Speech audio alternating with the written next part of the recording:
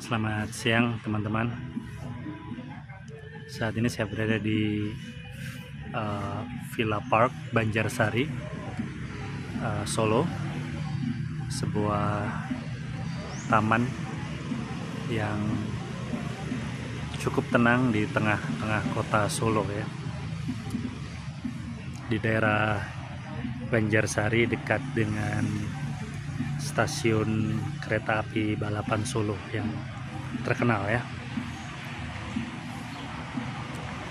Teman-teman, kali ini saya ingin sharing tentang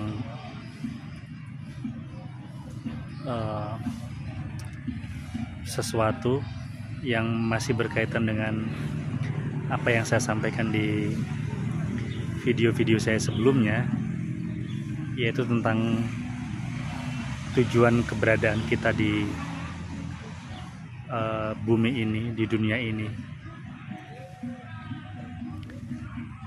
Sebagaimana yang sudah sering saya sampaikan, bahwa menurut keyakinan saya, manusia ini, kita manusia hadir ke bumi ini bukan hanya baru sebentar. Jadi kalau umur saya saat ini 43 tahun, bukan berarti saya baru hadir di dunia ini 43 tahun. Tidak. Saya sudah hadir sejak alam semesta ini terbentuk. Saya sudah menjadi saksi, bahkan sejak bumi ini masih menjadi bongkahan panas yang kemudian selama miliaran tahun mendingin dan menjadi tempat yang bisa dihuni oleh kehidupan. Dan dari tempat yang sudah bisa dihuni oleh kehidupan itu, rancangan agung memunculkan dirinya, mengekspresikan dirinya sendiri dalam bentuk yang paling sederhana, yaitu makhluk bersel satu. Kemudian berevolusi menjadi makhluk bersel banyak dan menjadi ikan, untuk yang pertama kali hewan yang mungkin makhluk yang bisa dikenali sebagai hewan, yaitu ikan ya, yang berada di laut. Jadi kita semua ini berevolusi dari laut ya, berasal dari air ya. Kemudian setelah miliaran tahun kita berevolusi menjadi makhluk yang bisa tinggal di air dan di darat, yaitu amfibi. Dari amfibi kita berevolusi menjadi reptil, dari reptil kita berevolusi menjadi unggas ya, yang memunculkan bulu ya.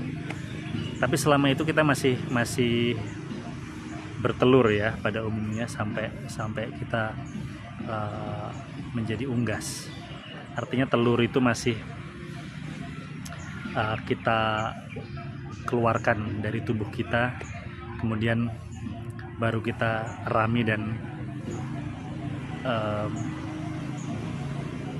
generasi yang mendatang, the next offspring, itu muncul dari telur yang sudah kita rami. Baru setelah kita berpindah dari unggas menjadi mamalia, kita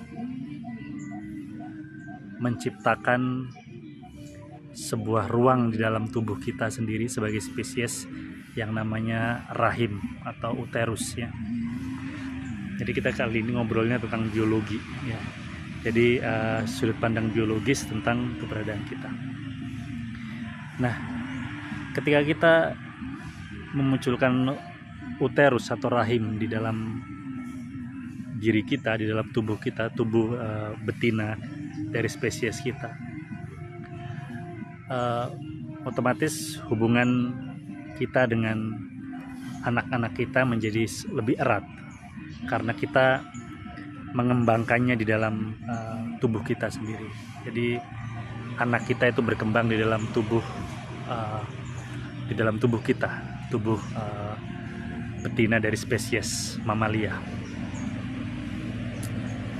Dan kemudian ketika kita berevolusi menjadi primata dan menjadi kera besar, bukan hanya sisi reproduktif kita yang semakin kompleks, tetapi otak kita juga semakin berkembang, semakin berevolusi, semakin rumit ya, dan kapasitas otak kita semakin besar.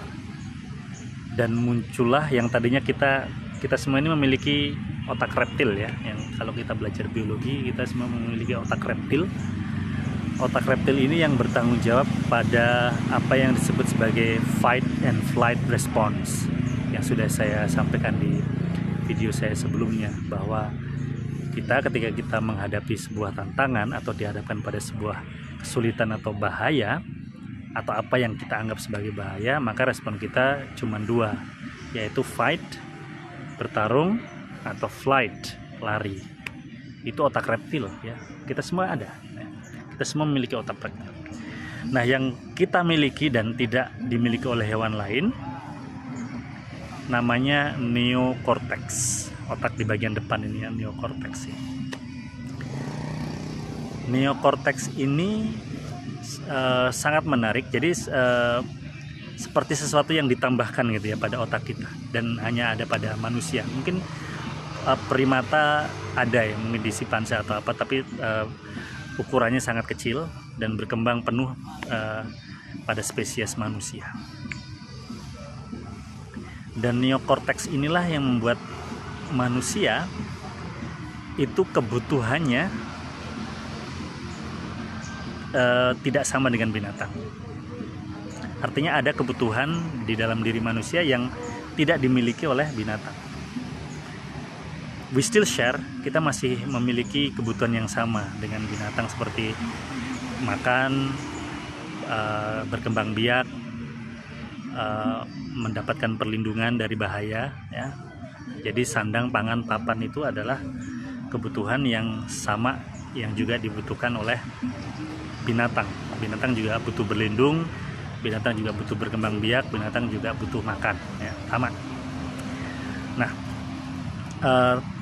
tetapi ketika kita memiliki neokortex, maka kebutuhan manusia itu menjadi ditambah satu lagi, yaitu manusia butuh akan makna.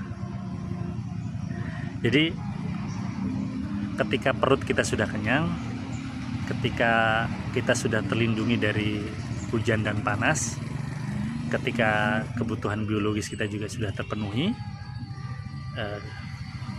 kita melampaui kebutuhan-kebutuhan itu.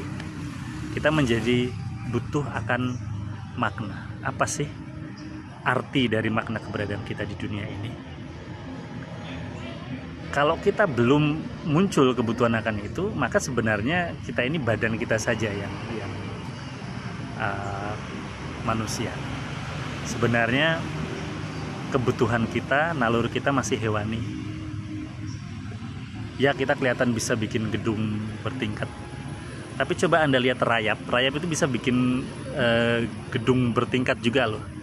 Jadi mereka itu hidup sebagai koloni dan membangun gedung-gedung di dalam jaringan-jaringan di dalam tanah yang seperti gedung-gedung bertingkat.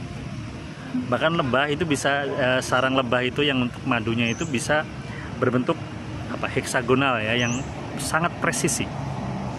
Mereka nggak pernah kuliah arsitektur, mereka nggak pernah kuliah teknik sipil,